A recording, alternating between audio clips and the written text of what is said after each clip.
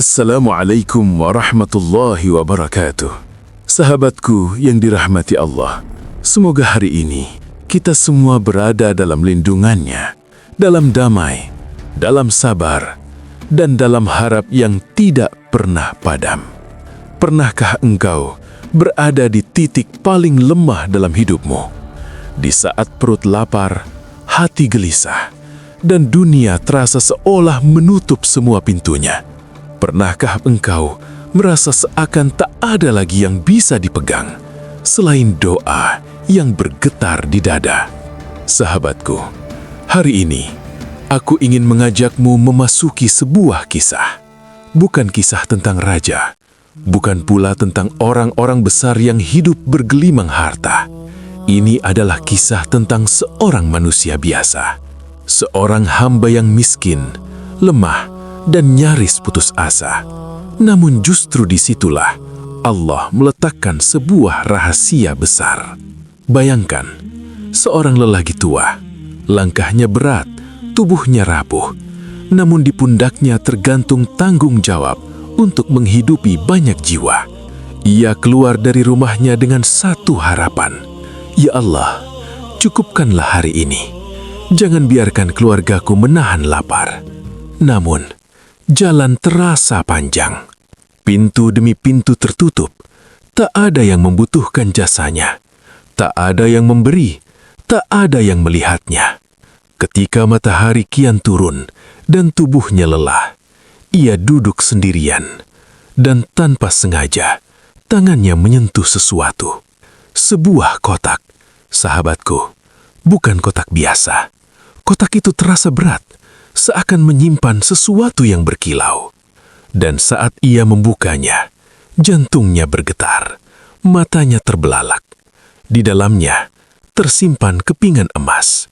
Banyak, sangat banyak. Di saat itulah, dua suara berbicara di dalam dadanya. Satu berkata, "Engkau miskin, ambillah satu saja. Tak ada yang tahu." Namun suara yang lain berbisik lebih pelan, lebih lembut, namun lebih kuat. "Allah sedang melihatmu." Sahabatku, di titik inilah hidupnya berubah. Bukan karena emas itu, tetapi karena keputusan yang akan ia buat. Kadang, Allah tidak menguji kita dengan kesenangan, tetapi dengan pilihan. Pilihan antara yang mudah dan yang benar. Pilihan antara lapar hari ini atau ketenangan di hadapannya kelak. Kisah ini bukan tentang berapa banyak emas, bukan pula tentang seberapa besar keajaiban. Ini adalah kisah tentang hati yang memilih untuk tetap jujur, meski dunia memberinya alasan untuk menyerah. Mungkin hari ini, sahabatku, kita juga sedang memegang kotak dalam hidup kita. Mungkin bukan emas, tetapi sebuah godaan, sebuah peluang yang tidak halal, sebuah jalan pintas yang terlihat menggiurkan. Dan mungkin, seperti lelaki tua itu, kita pun sedang diuji. Apakah kita akan memilih Allah atau memilih dunia? Tenangkan hatimu sejenak. Tarik napas perlahan. Biarkan kisah ini mengalir ke dalam jiwamu. Karena apa yang akan engkau dengar bukan hanya cerita, melainkan cermin bagi iman kita semua. Sahabatku yang dirahmati Allah, tetaplah bersama kami. Karena di balik kisah ini, tersimpan pelajaran yang mampu menguatkan hati dan mengingatkan kita bahwa ketika manusia memilih jujur, langit tidak pernah diam. Dan dari titik itulah, sahabatku, kita mulai mengenal lebih dekat sosok lelaki tua yang menjadi pusat dari kisah ini. Bukan seorang raja, bukan pula orang terpandang. Ia hanyalah seorang hamba yang hidup dalam kesederhanaan yang sangat dalam, hingga dunia nyaris melupakannya. Di kota Mekah, di sudut yang jarang dilalui orang, berdirilah sebuah rumah kecil. Dindingnya dari tanah liat, retak di sana-sini. Atapnya hanya kain-kain usang yang ditumpuk agar terhindar dari panas. Tak ada kursi, tak ada meja, bahkan karpet pun tak pernah mereka miliki. Rumah itu nyaris kosong, namun di sanalah 9 jiwa berteduh dari kerasnya kehidupan. Di rumah itulah sang pria tua tinggal, bersama istrinya, ibunya, mertuanya, saudari perempuannya, dan 4 anaknya yang semuanya perempuan. 9 orang, dan hanya 1 yang menjadi sandaran hidup, dirinya. Sahabatku, setiap pagi ia keluar rumah dengan langkah tertatih, menggenggam harapan yang sederhana. Cukupkan hari ini ya Allah. Tidak untuk kaya, tidak untuk berlebihan, hanya agar ada sesuap nasi di waktu senja.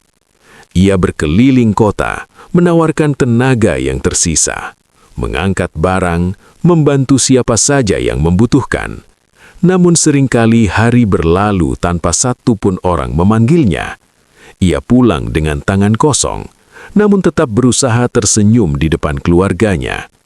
Istrinya menunggu dengan mata penuh tanya, bukan untuk menuntut, tetapi untuk berharap. Apakah hari ini ada makanan? Dan setiap kali ia menjawab dengan lirih, belum wahai istriku, hatinya seperti diremas. Namun ia tidak marah kepada Allah, ia tidak mencela takdir. Ia hanya mengangkat kedua tangannya, berbisik dalam sujud, "Ya Rob, Engkau Maha mengetahui keadaanku." Sahabatku, yang paling menyentuh bukanlah kemiskinannya, melainkan caranya menjaga kehormatan. Ia tidak mengemis, ia tidak mencuri, ia tidak menyalahkan siapapun. Ia hanya terus berusaha meski tubuhnya melemah. Di rumah itu bahkan pakaian pun harus bergiliran.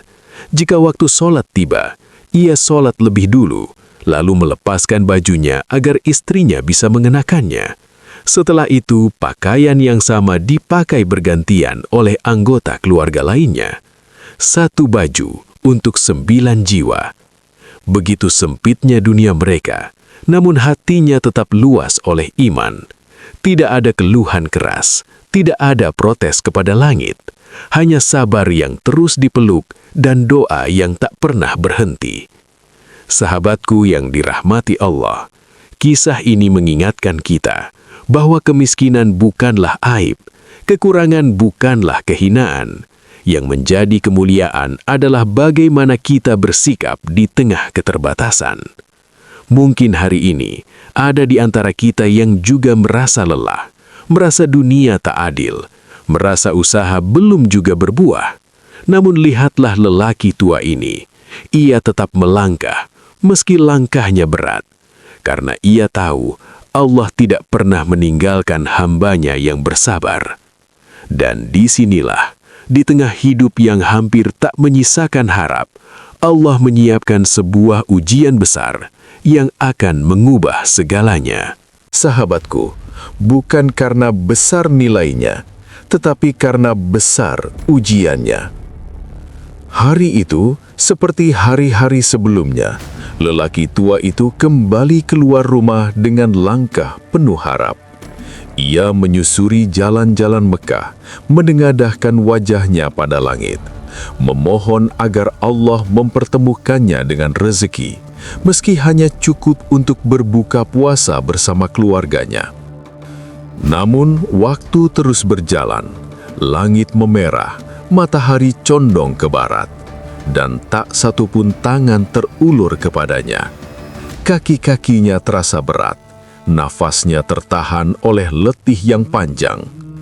Akhirnya, ia berhenti di bawah sebuah pohon, bukan untuk mengeluh, tetapi untuk mengistirahatkan tubuhnya yang hampir tak sanggup melangkah. Di sanalah, tanpa ia cerencanakan, tangannya menyentuh sesuatu yang keras. Sebuah kotak. Ia terkejut. Kotak itu bukan miliknya, bukan pula milik siapapun yang ia kenal. Namun bentuknya menunjukkan bahwa itu bukan barang biasa, seperti kotak orang-orang kaya yang digunakan untuk menyimpan harta. Dengan tangan bergetar, ia membukanya perlahan, dan saat penutupnya terangkat, dadanya serasa berhenti berdetak. Di dalamnya terhampar koin-koin emas, berkilau, berat, indah, Jumlahnya begitu banyak hingga sulit ia hitung dengan mata yang berkaca-kaca. Sahabatku, di detik itulah ujian sejati datang. Bukan dari luar, tetapi dari dalam hatinya sendiri. Suara lembut namun menggoda berbisik, "Engkau miskin, ambillah satu saja. Tidak ada yang melihat. Anak-anakmu lapar, istrimu menunggu. Bukankah Allah Maha Pengasih?" Namun suara lain, lebih dalam, lebih tenang berkata, "Ini bukan milikmu, dan Allah sedang menyaksikan." Dua suara itu beradu di dalam jiwanya. Di satu sisi, wajah-wajah keluarganya terbayang, perut kosong, mata penuh harap. Di sisi lain, rasa takut kepada Allah berdiri tegak, menggenggam nuraninya. Ia mengangkat kotak itu, lalu menurunkannya lagi. Ia menutup mata, menarik nafas panjang, dan berbisik lirih, "Ya Allah, jangan biarkan aku tergelincir." Sahabatku, bukan emas yang membuatnya gemetar, melainkan pilihan yang harus ia ambil. Karena terkadang yang paling berat bukanlah kekurangan, tetapi kesempatan untuk berbuat salah. Ia tahu, jika ia mengambil satu koin saja, tak ada manusia yang akan tahu. Namun ia juga tahu bahwa kejujuran bukanlah tentang siapa yang melihat, melainkan tentang siapa yang ia takuti. Dengan hati yang masih bergetar, ia mengangkat kotak itu, bukan untuk memilikinya, tetapi untuk menjaganya, karena ia yakin setiap amanah akan dimintai pertanggungjawaban. Langkahnya perlahan meninggalkan pohon itu, membawa bukan hanya sebuah peti, tetapi juga beban besar di dalam dadanya. Ia belum tahu bagaimana kisah ini akan berakhir, namun satu hal telah ia pilih. Ia memilih Allah. Dan dari keputusan itulah, takdir mulai bergerak dengan cara yang tak pernah ia bayangkan. Ia memilih Allah, sahabatku. Meski langkahnya terasa semakin berat saat ia berjalan pulang membawa kotak itu. Bukan sebagai harta, tetapi sebagai amanah yang mengguncangkan jiwanya. Sesampainya di rumah kecil itu, istrinya menyambut dengan wajah penuh harap. Bukan harap akan kemewahan, melainkan harap akan sesuap makanan untuk berbuka. Namun yang ia lihat justru sebuah kotak di tangan suaminya. "Apa yang engkau bawa?" tanya istrinya lembut. Ia ragu menjawab, takut jika kotak itu menjadi fitnah bagi keluarganya. Namun ketika istrinya menyebut nama Allah, ia pun tak sanggup lagi menyembunyikan. Dengan suara pelan, ia menceritakan semuanya. Tentang pohon, tentang kotak, tentang emas yang berkilau. Istrinya terdiam, matanya membesar, bukan karena tamak, melainkan karena terkejut. Sahabatku, di hadapan mereka bukan hanya harta, tetapi ujian yang sangat halus. Istrinya berkata lirih, "Bukankah kita bisa mengambil satu saja? Anak-anak kita lapar. Allah Maha Pengasih." Kalimat itu bukan berasal dari hati yang jahat, tetapi dari keputusasaan yang panjang, dari malam-malam tanpa makanan, dari air mata yang disembunyikan. Namun suaminya menunduk dan dengan suara bergetar berkata, "Tidak, wahai istriku, ini bukan milik kita. Jika kita menyentuhnya tanpa hak, kita sedang melukai amanah Allah." Ia mengingatkan tentang kewajiban mengumumkan barang temuan, tentang menunggu, tentang menjaga, tentang takut kepada Allah. Istrinya kembali memohon, "Setidaknya satu saja, untuk hari ini." Namun lelaki tua itu menggeleng, bukan karena keras hati, tetapi karena ia tahu kejujuran tidak bisa dibagi dua. Dengan penuh kesedihan, ia berkata tegas, "Demi Allah, Jika engkau mengambil satu pun dari kotak ini, aku tidak sanggup mempertahankan pernikahan ini. Bukan ancaman karena benci, tetapi karena takut pada murkanya. Sahabatku, kata-kata itu membuat istrinya terdiam. Air matanya jatuh perlahan. Ia pun mengerti bahwa suaminya sedang berperang dengan dirinya sendiri. Malam itu, kotak itu dikubur di dalam rumah, disembunyikan dari pandangan agar tidak menjadi fitnah. Dan ketika azan maghrib terdengar, keluarga itu berkumpul. Tidak ada roti, tidak ada kurma, tidak ada nasi, hanya segelas air putih. Mereka meneguknya perlahan, bukan dengan keluhan, tetapi dengan sabar yang pilu. Di balik setiap tegukan, ada doa yang naik ke langit. Ya Allah, kami lapar, namun kami tidak ingin kenyang dengan yang Engkau murkai. Sahabatku yang dirahmati Allah, disitulah keindahan iman terlihat. Bukan ketika hidup lapang, tetapi ketika memilih benar di saat sulit. Dan Allah tidak pernah menutup mata terhadap air mata hambanya. Dan Allah, sahabatku, tidak pernah menyia-nyiakan kejujuran yang lahir dari air mata. Keesokan paginya, lelaki tua itu melangkah menuju Masjidil Haram. Hatinya lah yang lebih dulu berjalan, penuh dengan niat untuk mengumumkan tentang kotak yang ia temukan. Ia tahu, inilah kewajiban seorang hamba ketika memegang amanah yang bukan miliknya. Namun sebelum ia sempat berkata apa-apa, ia mendengar suara yang menggema di dekat Ka'bah. Seorang pemuda berdiri di atas batu, berseru dengan suara lantang, "Wahai kaum muslimin, aku kehilangan sebuah peti berisi 1000 dinar emas. Siapa yang menemukannya, kembalikanlah kepadaku, dan semoga Allah membalasnya dengan pahala." Sahabatku, di detik itu, jantung lelaki tua itu berdegup lebih cepat. Inilah orangnya, pemilik dari peti yang selama ini mengguncang hidupnya. Ia mendekat dengan hati bergetar, bukan untuk menuntut, tetapi untuk berharap sedikit kebaikan. Dengan sopan ia bertanya, "Jika seseorang mengembalikannya, apa yang akan engkau berikan kepadanya?" Pemuda itu jawab tenang, "Aku akan mendoakannya agar Allah membalas dengan pahala." Lelaki tua itu terdiam. Di dalam hatinya ada perasaan yang sulit ia jelaskan, bukan marah, melainkan sedih yang dalam. Ia mencoba berbicara lagi. "Bagaimana jika engkau memberinya sebagian kecil saja, sebagai tanda terima kasih?" Namun pemuda itu tetap menolak. Baginya, doa sudah cukup. Hari itu lelaki tua pulang dengan hati yang berat.